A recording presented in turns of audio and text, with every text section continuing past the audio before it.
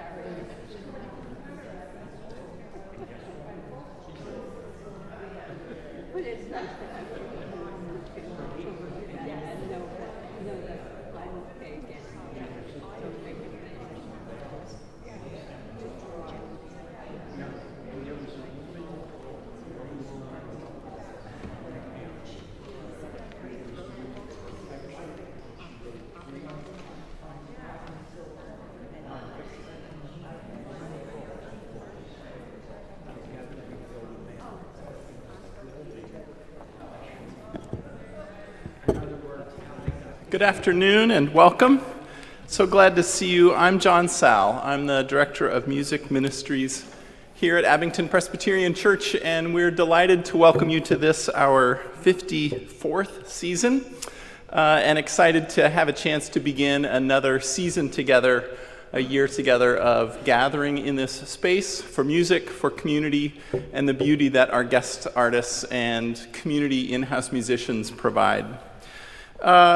Just a couple of details that will help you and neighbors also to relax in and enjoy the concert. First off, all of the great music that's going on is best from the stage. If you have a phone or other alarm or noisemaker, I'd encourage you to turn it off so that you're not adding your unexpected notes to the concert in that way. Second, the whole season you'll find on the back of the program, and as this is the first concert of the year, there's lots of variety and a lot of exciting things ahead. The next program that we have is not quite a month away, and will feature a repeat guest here and a native son of Abington and this concert series and space, Tim Schwartz. We're delighted to welcome him back to play the Mendelssohn Violin Concerto with the orchestra. It's always a great experience when he shows.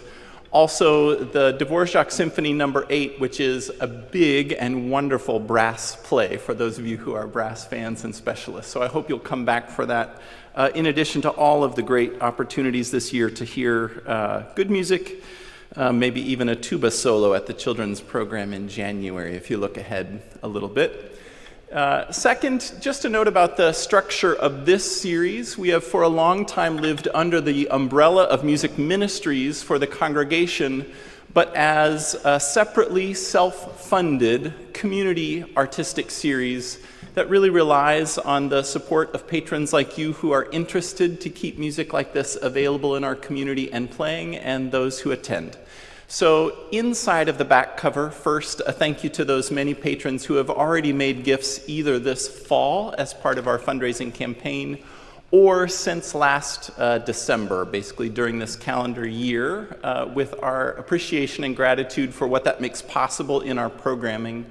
But also just a note that we will not take a full intermission today, but after the fourth piece, the Sonata for Two Trumpets by Purcell, we will take a free will offering, and that's a chance for those who want to make a donation today in cash. Ushers will just come forward while the group is introducing the players and some of their background. And so there is a little kind of natural break in the program at that space between pieces. We're going to receive that offering right while they make those announcements. So don't wait for something else to happen, and also not a full intermission. But the program will run beginning to end that way. And then last, please do feel free and encouraged, in fact, to stay after the concert, to come down either the elevator or the stairs right here, down just one level to the main hall, where we have in our parlor an intimate space to gather and greet one another as fellow listeners and the artists as well. That reception's a nice time to share your experience today and also to share personal reflections with the artists. We found it's one of the places that both those who perform here and those who attend find a real sense of not only enjoyment but connection around these pieces, and we're grateful for that. So thanks to those who have provided for the reception and made it happen today. It's a great way to gather. If you need, during this program, there is an accessible restroom right here off of the sanctuary under this wooden arch doorway to the side, as well as both men's and women's rooms that are accessible from the stairway at the back of the room. And other than that, exits are where you came in, and if needed, you'll find them there. We're so glad that you're here and look forward to a great season of music and a great program today.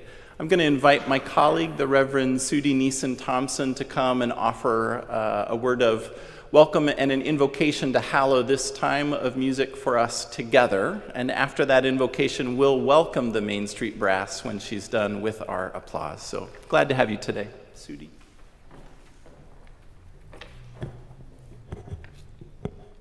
Friends, welcome to our sanctuary. Welcome to this concert. And I invite you to join me at this time in a word of prayer. Holy One, the psalmist exhorts the entire earth to make a joyful noise before you. And so, as we enter into this sacred space, we gather with thanksgiving on our lips. We glorify you with the sound of trumpet and horn, with instruments tuned for praise. Tune our hearts also to sing your praise, and open our eyes and ears to behold your goodness, reflected back to us through the blessing of gifts shared, through beautiful harmonies and rhythms that soothe or uplift. May the music we are about to hear inspire us, so that we might go forth to offer the world gifts of beauty and grace. This we pray in the name of all that is holy, all that is good. Amen. Friends, let us now join together in welcoming our guest musicians.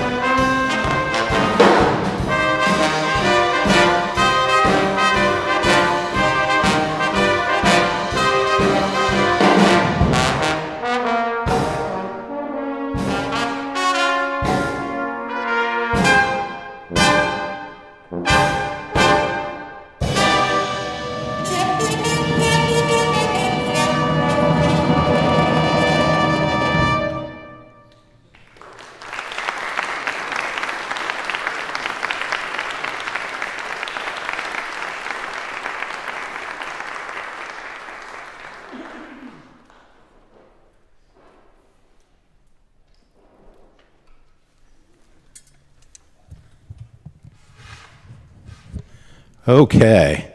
Thank you, everyone, for joining us this afternoon. We're the Mainstreet Brass, hailing from the Lehigh Valley area, just north of here.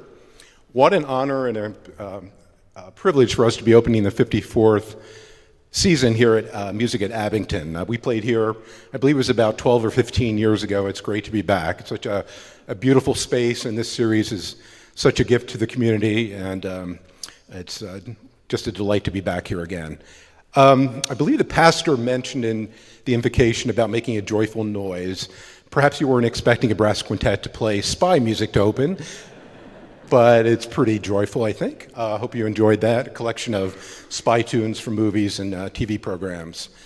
We are going to return to our second piece here, which is more traditional in terms of brass music, a Canzona by Giovanni Gabrieli. Brass players invariably, despite all the crazy stuff we play, we always return home to Gabrieli at some point. That's sort of the foundation composer of the brass ensemble. He and his uncle Andrea were known for their wonderful experimentation with polyphony in the early Baroque.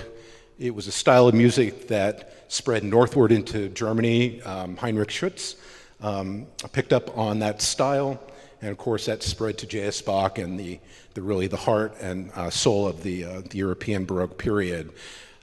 Feel free to respond to Gabrieli and in the most visceral way you might think. We played this piece the other night, and a gentleman in the audience rose spontaneously and shouted, "Gabrieli!" And you never would have thought that, but you know, this music still inspires despite hundreds of years later, so you know, don't hold back.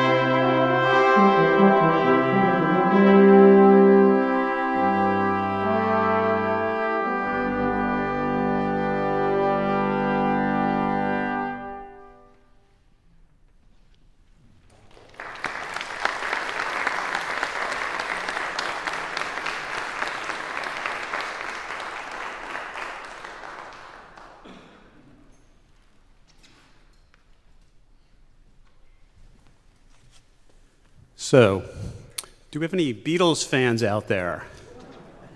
Just a few. Very good. Well, Paul McCartney has just turned 83 years old. It's just a little bit older than 64. And he is still out there doing his thing. He was in Las Vegas very recently with his Got Back tour. And there he performed the song Help for the first time in 35 years live. Now, you can rest assured he is in very good shape. He didn't yell help because he had fallen and couldn't get up. Now, our next piece is going to be Blackbird. This appeared on the 1968 White Album, and this was really inspired by the civil rights struggles in the 1960s. So this song is really a metaphor for the change and overcoming racial tensions at the time. Now, the simplicity of the tune and the profound lyrics really make this a song that resonates with people across generations, really.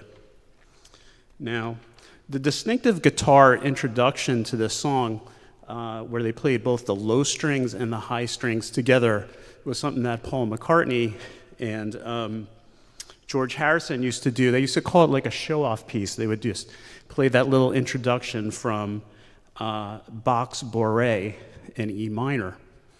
And for anyone out there, if you don't know, a show-off piece means just a way to meet girls. Now, this did become part of that beginning part of Blackbird. So I've always been very fond of this tune. I thought it would work very well for our group.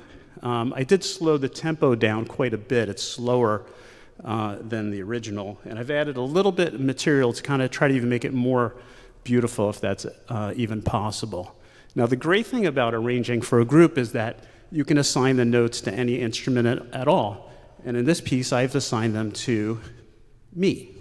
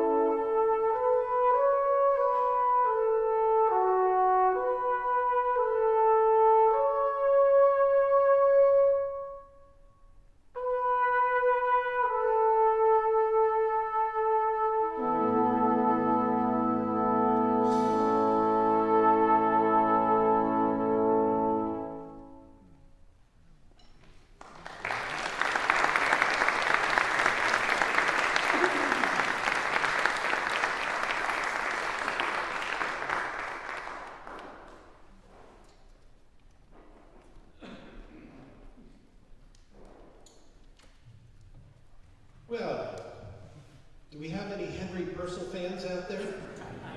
Oh, look, there are. Okay, question. How many of you had Purcell's Trumpet Voluntary played at your wedding? I hate to break it to you folks, he didn't write that piece. And there's a reason for that. Uh-oh, I'm getting the look of scorn. What do you mean he didn't write that piece? Well, it was like this. Henry Purcell was quite a prolific composer, but he had two little errors. One was that he didn't date the pieces of music that he wrote, and two, is he often failed to sign his name to the pieces that he wrote. So for years, scholars thought the Trumpet Voluntary was Henry Purcell. When they did a little bit more research, they found out it was actually another composer, just a little bit younger than Henry Purcell, by the name of Jeremiah Clark. And it's actually his piece of music. We'd like to turn now to a piece of music, the Sonata for Two Trumpets, that Purcell wrote in the 35th year of his life. He only lived for 36. And this piece, too, had no author, no date, and sat in archives for years. And nobody knew who did it, whatever. Finally, the musicologists got together and took a look specifically at the second movement.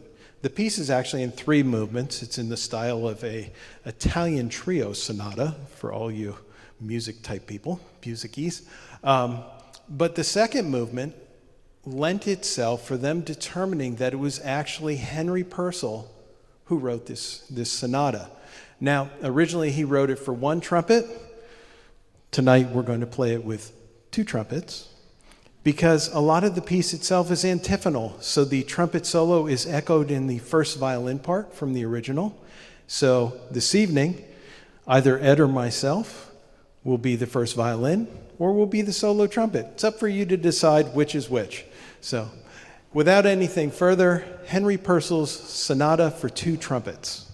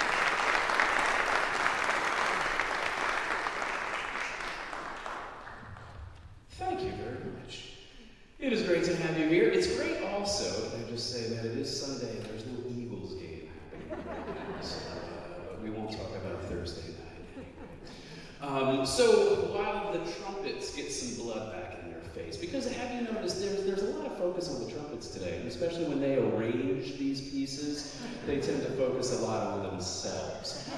There are other members in the group, and while we do pass the plate right now to support this wonderful concert series, which, by the way, I do have to say, I'm going to plug this one.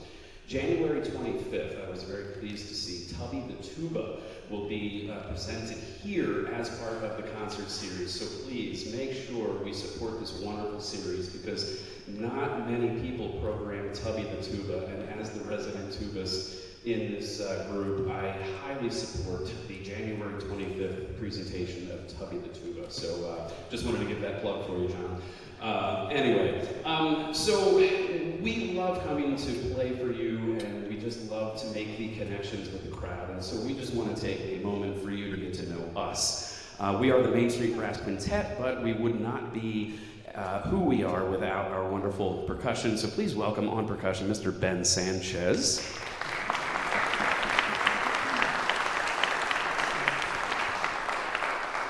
Over here on the French horn, Mr. Mark Sislo.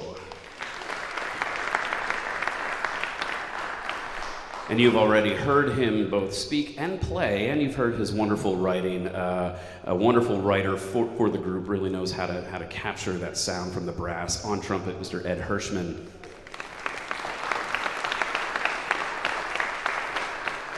And you've heard, I think we've heard an arrangement, we're going to hear one next, of our other trumpet player. Please welcome Mr. Kevin Long, one of the founding members of the Mainstreet Brass. And his partner in crime that founded this group some 30, 40 years ago when I was just a small baby, when I was smaller than the actual horn that I play now. On trombone, Mr. Brian Hay.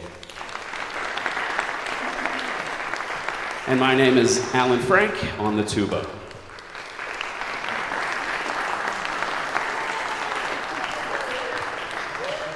I have no shame. We're going to move on now, and man, are we going to feature the trumpets again? No, this is a wonderful piece. I think we all know the Shaker tune, Simple Gifts, and Kevin took the time to pen this one for the group. It's a wonderful setting, so we hope you enjoy. I think we're all featured maybe a little bit this time. Here is the Mainstreet Brass setting of Simple Gifts.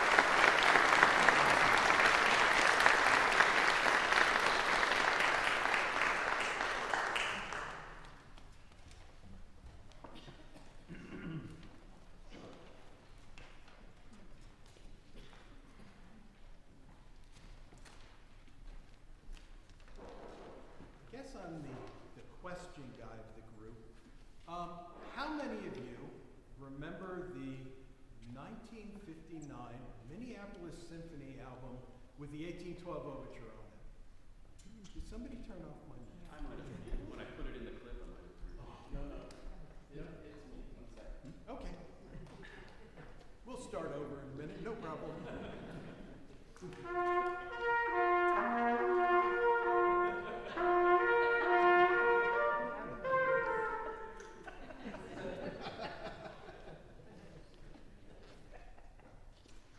Oh, good.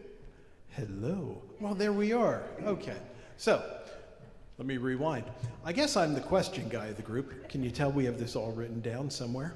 But how many of you remember the 1959 album? Now, I'm not trying to date myself or any of you, of the Minneapolis Symphony playing the 1812 Overture. It had excerpts of how they recorded the bells and how they recorded the cannons. Anybody remember that one? Anybody's parents have it? Maybe? No? Oh, one. Okay, good. See, you're a nerd like me. That's good.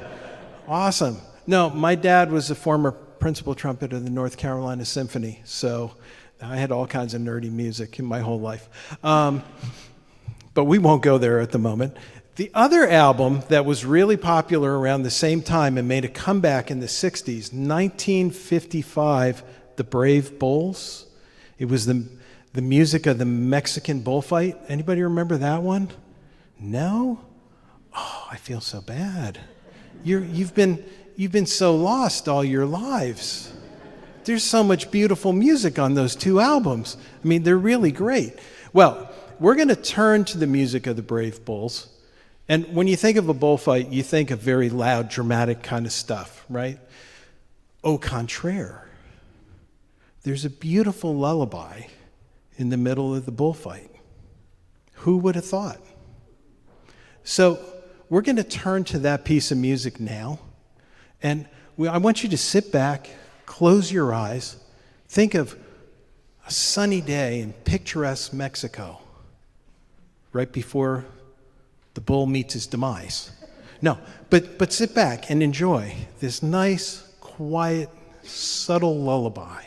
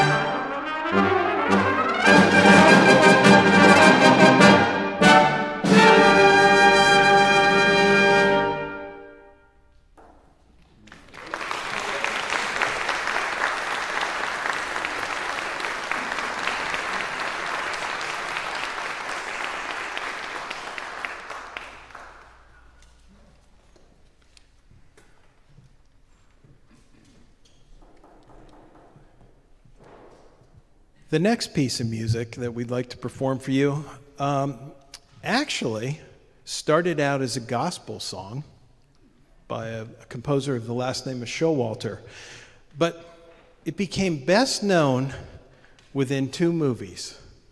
The first was a movie from the late 50s called The Night of the Hunter with Robert Mitchum and Shelley Wynter, if anybody remembers that. It kind of failed at the box office, but it became a cult classic, and now movie people believe it's one of the best and finest movies ever made. So interesting how that's all turned around. But the next time it came to light was in 2010, when the famous Western True Grit was remade. And the main character in True Grit actually whistles this song or hums this song along the way. But the piece of music itself was used to compose about a quarter of the whole score used in the movie. So it kind of took on a life of its own within the movie itself.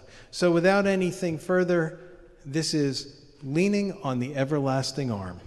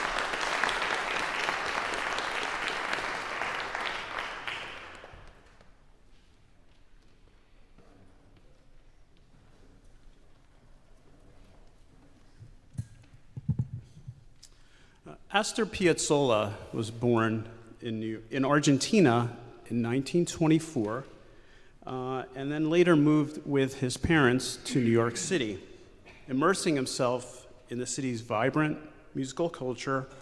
As he grew up, he listened to jazz, he listened to classical, and he listened to the blues, all while his family exposed him to traditional Argentinian music and tangos at home.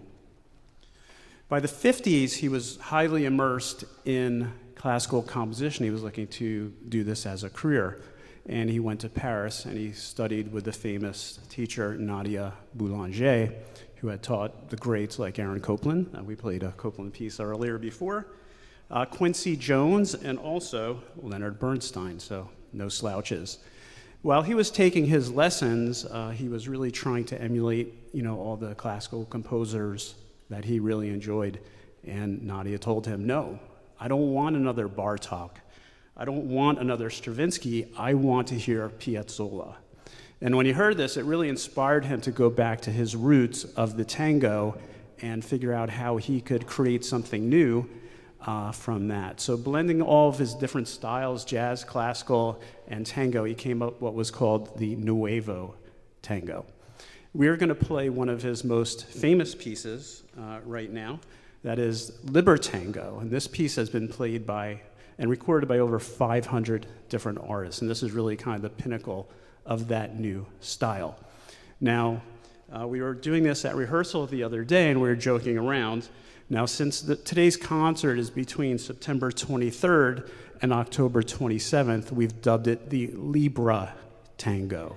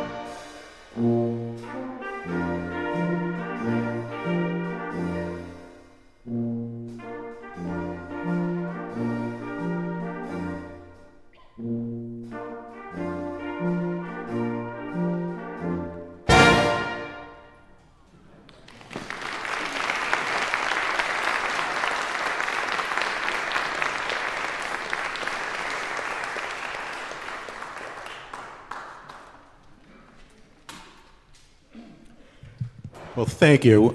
We enjoyed our afternoon with you. You've been a wonderful audience. And I just want to say again how much we appreciate being back here at Abington Presbyterian. I want to thank John Saul, the pastoral staff, the music committee, donors, supporters, everyone who makes a music series like this possible.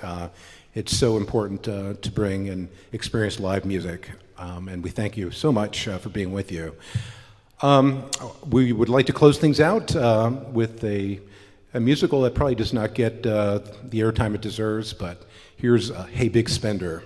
We hope you enjoy it, and we hope to see you at the reception afterwards. Thank you again.